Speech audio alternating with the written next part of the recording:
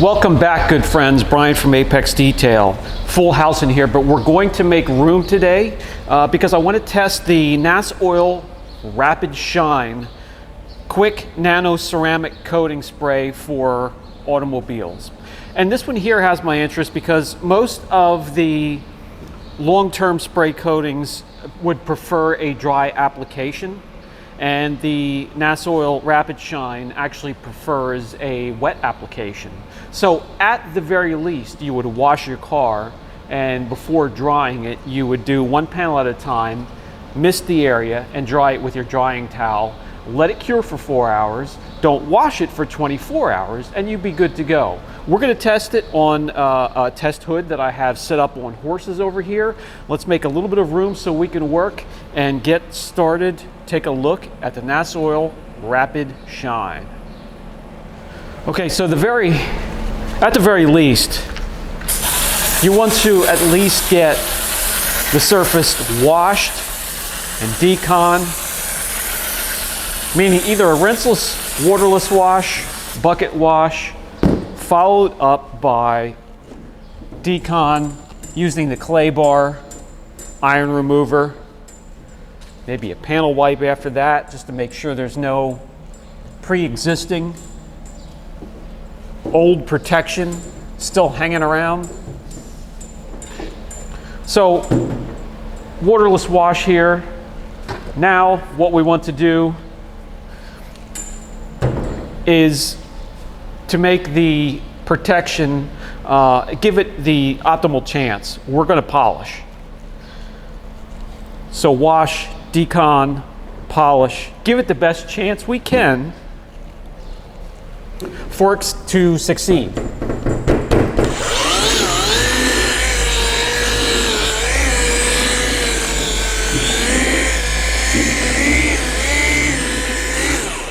And this can be done depending on how far you want to go.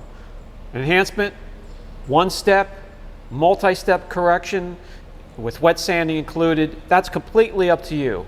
Just a cleaner polish by hand, I would recommend at the very least.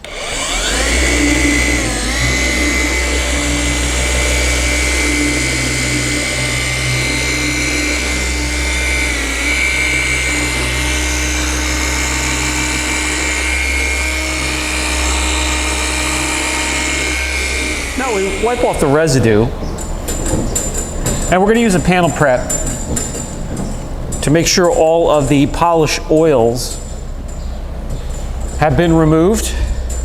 We'll wet down the panel once we've ensured that there's no protection left behind, because we use this hood here for correction testing, for testing on spray sealants and other protectants, so we want to make sure there's no protection on here.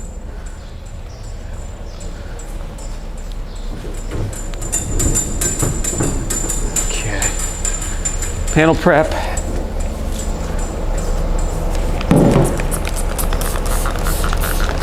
When you're using a panel prep, you want to douse it. Don't just mist it, douse it. Give it some time to do its work and break down those polish oils or whatever you're trying to remove.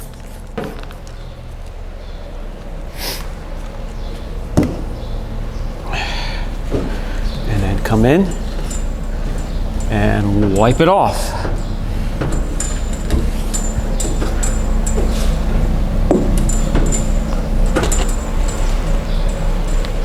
And now,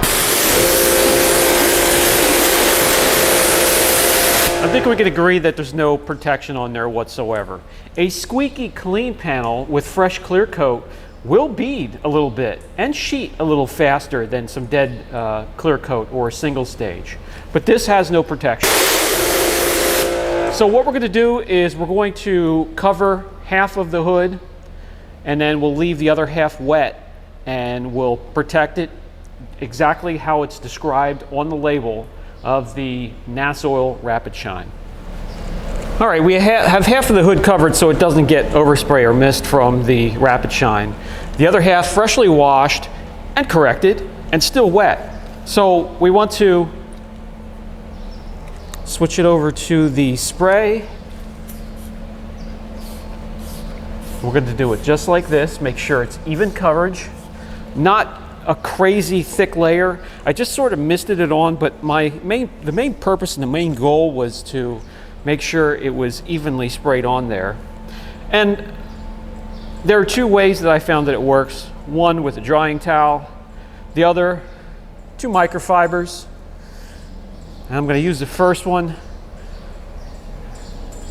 to pick up a little bit of moisture, but really spread the product out as evenly as I can. Come in with the second one and buff to perfection. Now I can feel some slickness already under this towel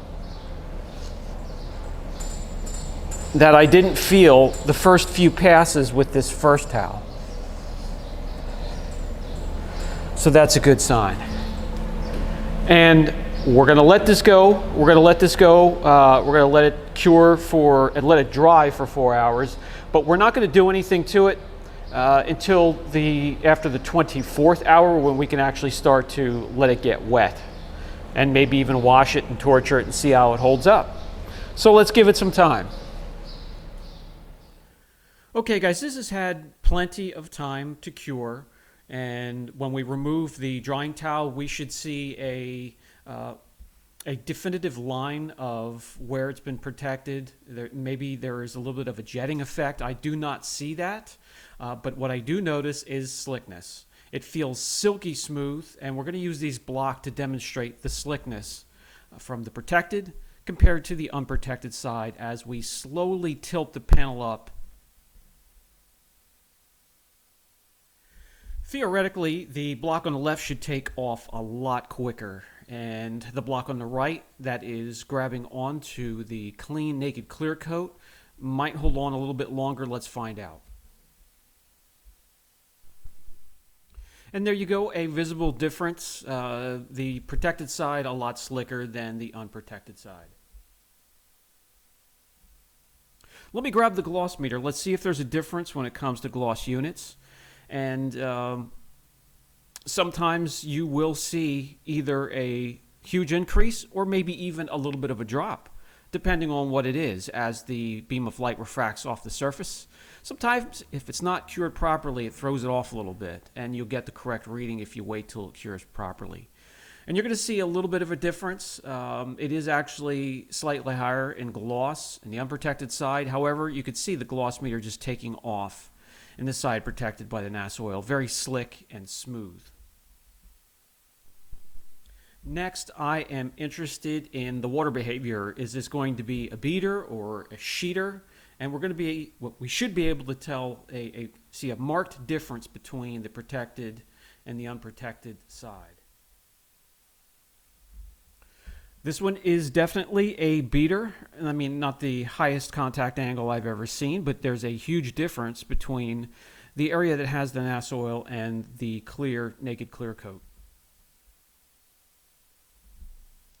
Just sheeting slowly in the unprotected area, but I did mention earlier, once you have clean and sometimes even corrected clear coat, it will bead to a certain extent and even sheet quicker than you would expect it to.